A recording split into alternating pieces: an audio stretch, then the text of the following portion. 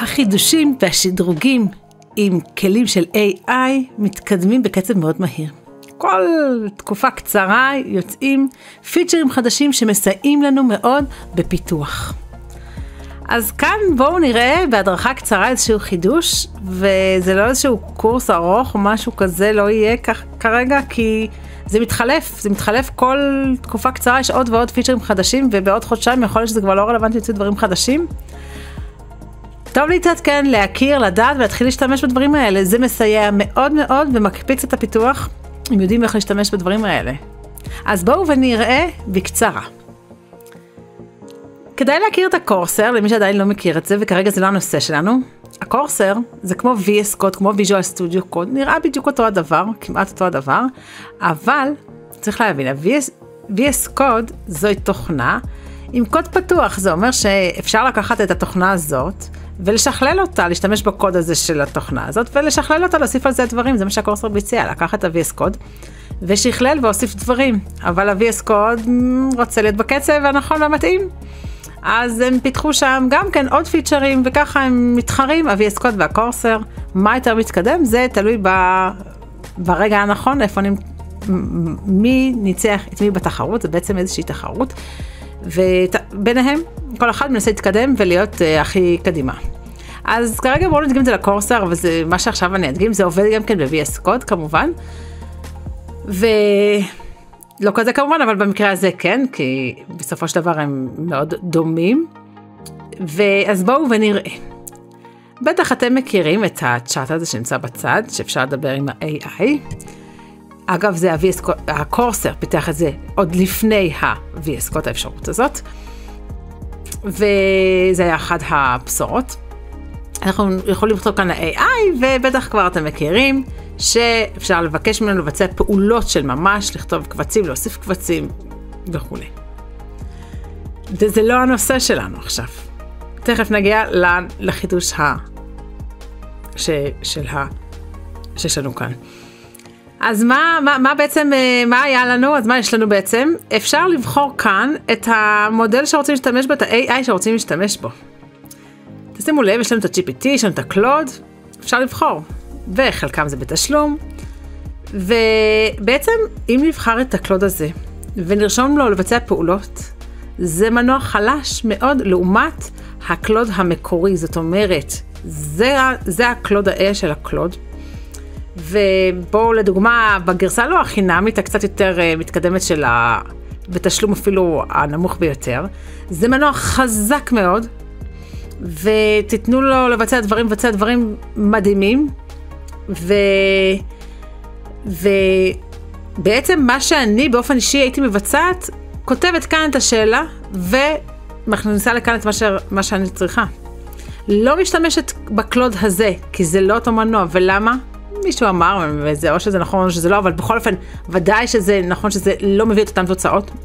תוצאות מכאן הן חלשות הרבה יותר. אז מישהו הסביר שבעצם הקורסר זה איזושהי תוכנה, והיא מטמיעה בתוכה את הקלוד, ולכן עד שהשאלה מגיעה בכלל לקלוד, יש חסימות בדרך, שינויים בדרך, שיפוצים איך שאומרים, והקלוד לא מקבל את השאלה בדיוק מדויק כמו שביקשתי, ולכן גם התשובה ממש יוצאת אחרת. רק שתדעו שה-AI יכול לבצע כל מה שתרצו, השאלה היא ממש מדייקים ומבינים ומגדירים נכון.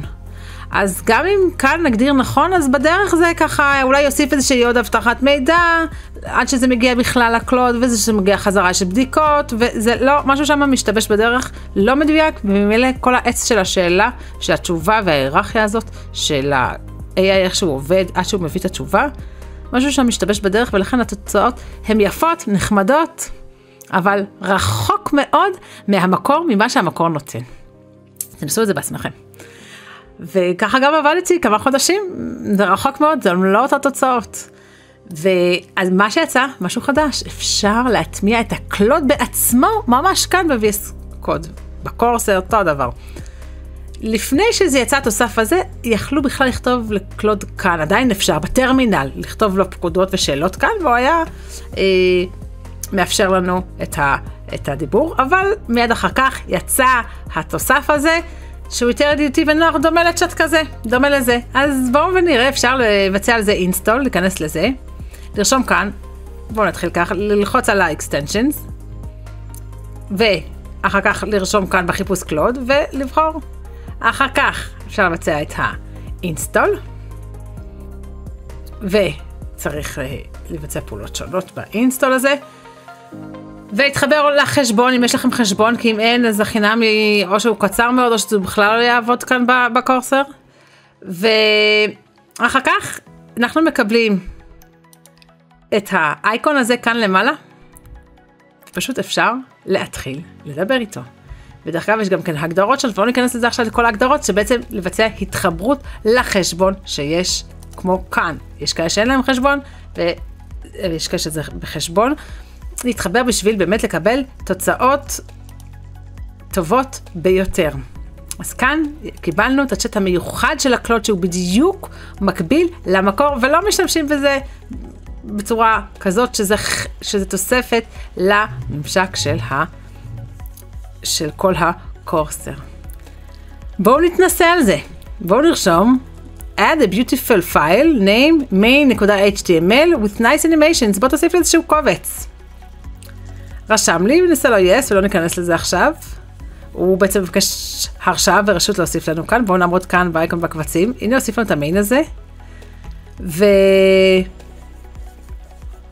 נבקש ממנו שיפתח לנו את זה בדפדפה. אנחנו רוצים לראות את זה פתוח, שיפתח לנו את מה שהוא ביצע. בואו ונראה. Open it in browser. וזה ממש ממש לקצה המזלג, מה עם היכולות שלו. בואו ונראה שזה פותח לנו. אנחנו צריכים לאשר לו, yes and don't task again, מבחינתי לא צריך לשאול אותי שוב, לבצע כאלו פעולות. בואו נראה. הנה, פתח לנו. פשוט פתוח. זה מה שהוא ביצע. ביצע לנו מסך כזה, עם אנימציות. Welcome to beauty, ביצע לנו את זה. זה בדיוק הקובץ הזה שהוא ביצע לנו. הנה, beautiful information page, בואו נראה. כאן זה הכותרת, כאן beautiful information page. תראו בכמה רגעים מה הקלוד מבצע לנו, יכול לפתוח, יכול לבצע הרבה דברים, אנחנו יכולים לבקש ממנו להסיר את הקובץ הזה. הרבה מאוד, ואפשר לבקש ממנו לפתוח ריפוזיטורי בגיטהאב, ולהוסיף את זה לגיטהאב ממש במילים שלנו. עד לכאן. נשתדל להתקן אתכם בחידושים שיש, ובינתיים החידוש שכרגע עומד על הפרק זה בעצם קורסר גרסה 2, מה יש לנו שמה? להתראות בהדרכות הבאות.